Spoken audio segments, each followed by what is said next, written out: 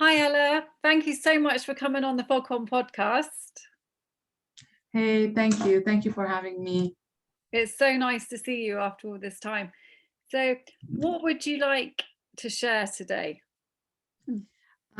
Honestly, like when you told me about the idea of the podcast or like the topic that you would like to have this podcast on, the first thing that came to my mind is the last 6 years of my life because honestly, they have been a challenge. Yeah. As you know, like I was living in Saudi Arabia, so it's where I grew up. I lived most of my life there, like almost 12 years. And then when I wanted to start uni, I decided to study in Istanbul. So I already studied 1 year there, and already it was a bit of a challenge, like for a 18 years old girl, like to go and study by her own and Yeah. to learn a new language, to just to adapt with everything, and especially with a very hard program like medicine. However, it was like such an amazing year, but it came like with a lot of challenges. What happened? Tell us about what kind of challenges did you face? The first challenge is it just like you were like living 18 years with your family and then you are alone in your country. So you need really to be careful with who you're talking, where you're going, what you're doing. And the second thing is the language, because in Turkey, people do not speak good English, and very few people can speak English. So when I'm outside of uni, like I only speak in Turkish.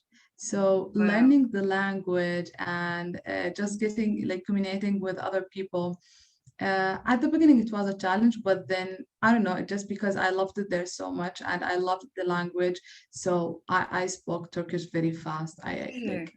Yeah. And then it was a bit the let's say the relationship with people and friends, because sometimes it's a very open environment and there are a lot of people from different backgrounds and different cultures. So like you really needed to make sure like how I can deal with that person or with this person, and who should I become close with and who should I just stay Oh, away from. wow, that must have been hard as well. Yeah, because I guess being in Saudi, I guess like you said, you were with your family, it was more protected environment, and then coming straight over to Turkey, everything's open. So you have to make all of Exactly. these decisions and judgments. What's right, what's Exactly. wrong, what do I do? That must have been hard. And how did you manage that? Um, I think because I was really motivated for this experience. So I really just like wanted to learn and adapt quickly there. I think it was because of just the internal motivation and Really? excitement of this experience. Yeah. But so you motivated yourself then, basically. Yeah.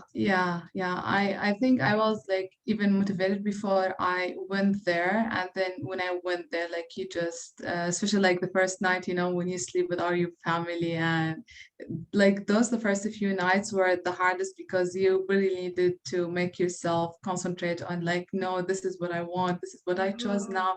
So just to try to just get your mind a bit away from all the like negative ideas maybe you think about during the first days, and just try to focus. adapt and look for the positive aspects of living abroad alone. Wow, that does sound challenging. And okay, so then what happened after that? Because it doesn't end there, does it? So you had that Mm-mm. challenge, and then what happened? Yeah. So after 1 year, my family decided to move to the Netherlands. So I went back to Jeddah, and then we traveled from Jeddah to the Netherlands. And here started the real challenge. Um, because now it's for me, I left home because when I went to Istanbul, I was Yeah. going and coming back for holidays for my family, for my house.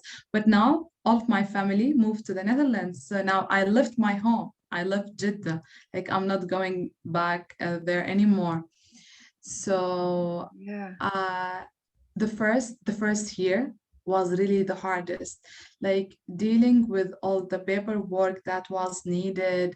um Also supporting my family at the beginning because my dad didn't come with us, so it was me, my siblings, and my mom.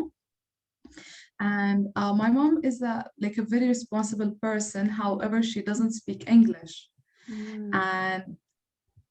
And because of that, I took the responsibility of so many things Yeah. for myself, for my mom, for my siblings. And that was pretty like overwhelming. And um, like let's say the consequences or the impact of that, I started suffering from or realizing like 2 years ago. So after like already 3 years dealing with all of this, I start to feel like, no, like this is too much. This is overwhelming. Like, I need to just like, Take a you step know, back. exactly, and just maybe live my age more and just give Wow. some of this responsibility away. Yeah, no, that sounds huge because already with take away that responsibility, it's already a huge change again because you've already done Saudi to Turkey, which is like you said, the cultural differences from being dependent to independent, and then the languages, different language. So that was already huge. And probably by the time you started to settle, then you were told, okay, we're going to the Netherlands, which is like a whole new culture and language. But then I guess this 100%. time it wasn't just you were looking after, which is hard enough anyway. You were kind of looking after your family emotionally, maybe. Or 100%. Yeah, and not only emotionally, like even I told you the paperwork, yeah, the school of my brothers, um, like paperwork. I mean, like health insurance, contracts, like all in English. all these things. Mm. That's huge. And did you have any support from anywhere? Mm. Um, okay, um, not from No, not from this perspective, but if I look at it from another perspective, so at home, my mom, like, she has been always there for me and what I mean by there for me, like, I could talk with her about everything. I could express myself, my feelings. Yeah. Um, I mean, she also like took care of us, with the things that she could do at home. But also, Yeah. I think for her, it was also a Yeah. very hard beginning or experience. Well, yeah, because she probably didn't want to burden you with everything, but she didn't speak the language, so she didn't really have a choice. Yeah. Wow. And so when you were going through that time, like what actually got you through that difficult time? A very good question. Like, like no one has ever asked me this, but I know the answer for myself, not for Really? anyone. Yeah. Because the first answer, I really care about my family. I'm not someone who's going to just give up on them. First thing. Second thing, I just wanted to get us back to the same life that we had in Saudi Arabia. And what I mean by the same life, getting back, like getting my brothers back into school, getting me and my sister back into university, settling in a home, um, getting to know other people, getting to know neighbors, having a car again or a drive. Uh, like those things, just getting our normal life back. This is what I was like my complete Vision. concentration on. Wow. So having that vision and a reason, you had a reason to keep going, and I guess you knew that it would just be a matter of time and then you would get that back. Exactly. Wow. Exactly. And now if I when I look at it, like it paid off. Like now, like I think, I am at my last year of university. My sister, she graduated, she started her master. My siblings also, like they already have been in a school for 4 years. And we built a life here. We have friends, we have neighbors. Um, I have my driving license, and in Saudi Arabia we couldn't even drive as women. So I think we already has been through a very protective process. Wow, that's amazing. So, other than vision, what else got you through that time? Um, Maybe now, like when you ask it again, I think I wanted to maybe people here to accept us more or see us as the same, just like them, just like, yeah, we're having just a normal life, like school, university, work, studying. Just I wanted them to see us in the same level.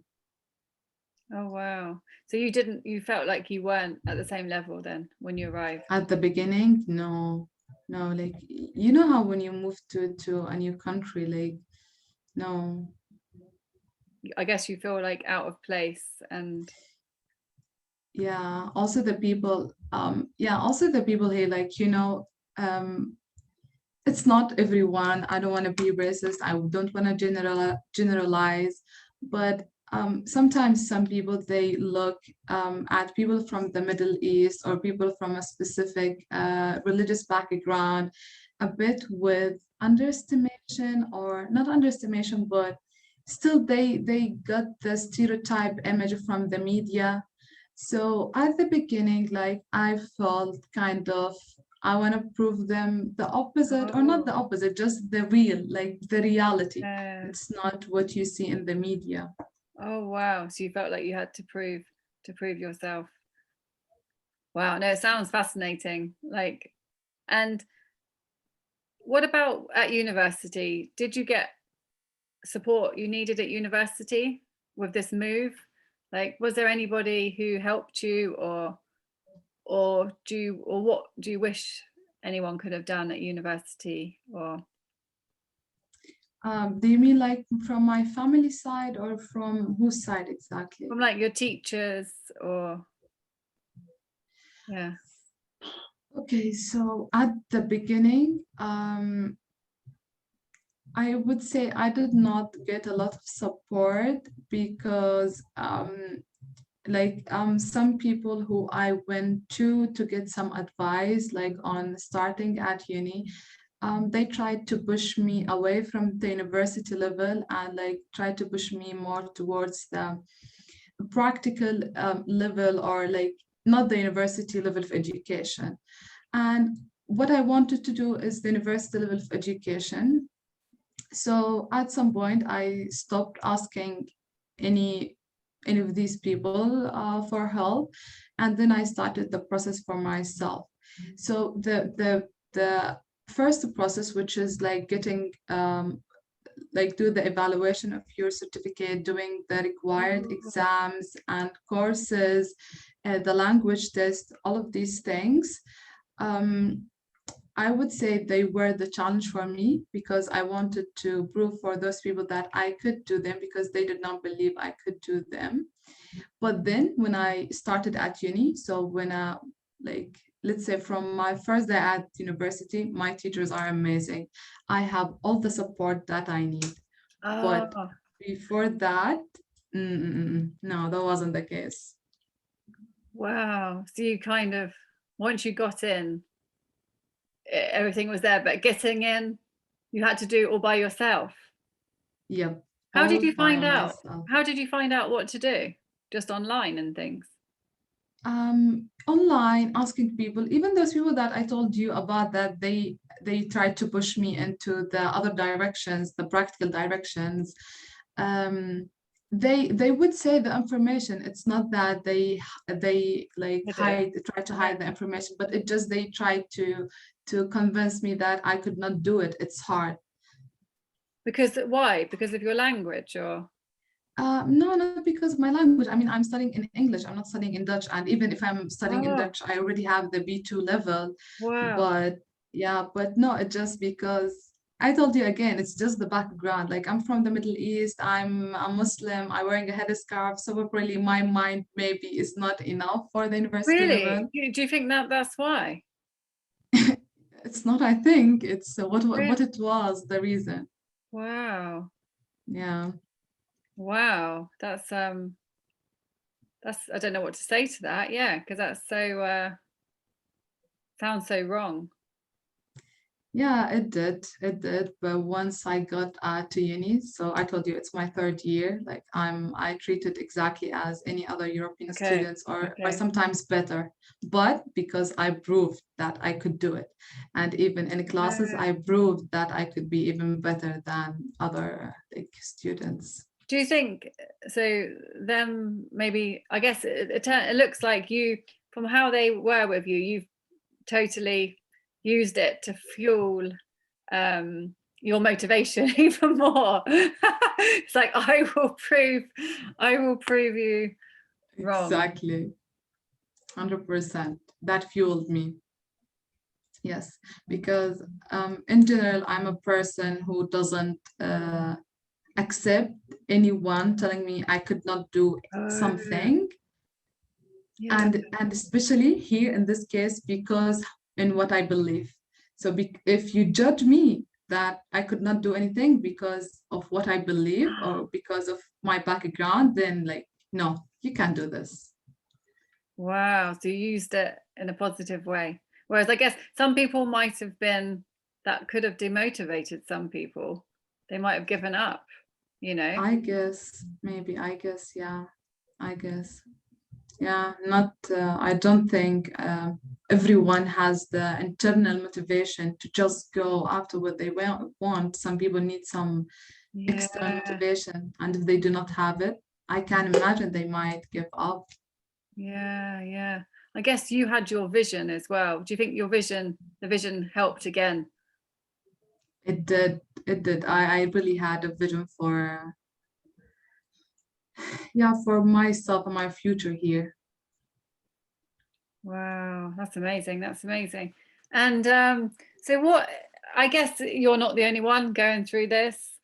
There's probably, other students now who are in exactly the same place as you were, all those, well, it's not that long ago, but a few years ago. So what advice, like, what would you tell them? What's your biggest advice? It just do not let anyone Mm. tell you what you are capable of and Oh, what you're not. And also do not think it's easy because some people think, it's easy. I no, like it's gonna be very hard. And sometimes they are right when they say it's very hard. But just like do not listen to them that you cannot do it. Try and do your best, but also do not expect it's gonna be easy. yeah. Oh, wow. That's great advice. I think that's actually advice. That advice can be used for so many people, actually, not just in your situation, in any situation, actually. Yeah. How many Yes. times do we listen? Well, I mean, I know I have listened to people in the past, and at the end of the day, yeah, it sounds like you're saying it's about trusting in your capabilities, having the confidence to trust yourself, believe in yourself, but also, yeah, you weren't in any illusion, were you? You knew it was going to be hard, or now you know now, but that didn't stop you. So Yeah, no, I already knew it's gonna did be you? hard. Did you? Yeah, because yeah, it's not like as you said, I was like in an illusion that it's gonna be easy. No, I knew it's gonna be hard, but also I knew I could do it. And also I believe like all the good things in life do not come in a very easy way. Like you have to fight for them. Wow, that's amazing. So where are you now in all of this? So what do you know now? What have you learned from this experience? What I've learned. Um, oh, many things, many things. Those like past 6 years taught me many things on the personal level, on the family level, on the relationship level, on the even, oh sorry, even on the like professional level. Like maybe you choose to levels that you want me to elaborate on. Personal level. Sometimes you have to stop giving because at some point you have no Nothing left. exactly nothing left. Like you just need to have something for yourself. Sometimes it's not selfish to think about yourself first. However, it's very hard. I'm still learning how to not be a giver, because sometimes you feel guilty if it's in your personality that you are a giver person. Wow. So it's like look after yourself, look after yourself. And what about a professional level? What did you learn? I don't want to repeat myself, but believe in your self, believe in what you can do, and just work hard to it. It's not just like say, I can't do it. No, just do your best to do it. Do not give up easily. Don't give up. I love that. Don't give up, because it's so easy to give up in anything. And Yes. you probably experience that. You see people around you trying things and then giving up and then doing something else. And it's so easy to stop and try something else, isn't it? So easy, so Yes. easy. Yes. And Also, it's yeah, sorry, carry on. yeah. I wanted to say sometimes it's very wise to listen to other people, but Oh, sometimes it's very stupid to listen to them. So I think we need to learn how to make this distinguish when to listen and when not. and how do you know? What have you learned? What have you learned about that? Like, when do you listen to people, when don't you? For me, honestly, it's a feeling. Sometimes when I Yeah. see someone comes to me and they say something, I have this internal feeling that this person, what is saying is not for my own good. And sometimes I feel that like every single thing in the intention of that person is for my own good. Wow. So it's, yeah, Instinct. it's you feel it. It's Yes, instinct. it is. Oh, I love that. Instinct. It's all about instinct, actually, isn't it? And having and knowing what your instinct is saying. I guess the more you listen to it, the stronger and clearer it becomes. I think it takes courage to listen to your instinct as well. It does. Yeah, it does. Sometimes it Because doesn't. some, yeah, because sometimes you think those people, they might maybe know more, or they might, especially Yeah. if we are talking at the professional perspective, they are in a higher position than you, like for Wow. example, a professor at the university. You Yeah. get like more manipulated to listen to them because you think they know more than me, they are higher than me, Yeah. but like no. Listen to yourself above anything. Because actually, even when you said sometimes you should listen to other people, but really you're still listening to yourself, because if your instinct is saying don't listen to them, then you wouldn't listen to them anyway. So it is about listening to yourself. No, I love that. And one more thing you said about family life. What did you learn about family life? I mean, honestly, the personal thing, the conclusion that I came to it was because of the family life, because I was a very giving person to my family. At some point, I felt like I lost myself and through the way. So Yeah, yeah, yeah, I think that can happen. And I think sometimes I think that has to happen to all of us. Like you have to lose yourself, well, or your way to find it again. That helps yeah. you find it in a way. Like you said, it's not easy, but I feel like I don't know if there's another way. No, it's not easy, especially when it's with your family, because uh, your like your instinct, or like your heart Yeah. inside tells you like to do everything to them because you love them.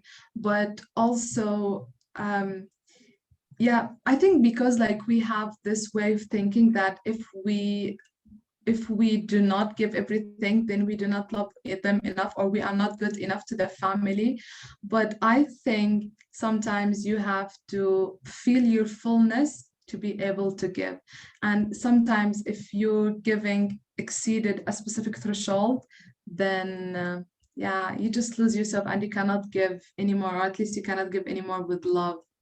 Yeah, feel your fullness. I love that. I love that, Alaa. Yes. No, Alaa, it's amazing. Thank you so much. Is there anything else you want to say before you go? No, I just want to thank you for having me, and you give me actually a chance to reflect on those 6 years, because I told you they were really hard years. And I just want to tell everyone that do not think like all like at some point in your life you are going to face a very hard or difficult challenge, but just know that just like go through it. Do not give up, or do not think it's going to be always like this. Just go through it. It's going to be hard for maybe years, but at the end it's going to be finished, and you will learn so much during that period. Oh, wow. I love that. I love that. Thank you so much, Alaa, for coming on the Foghorn Podcast. Thanks for you too.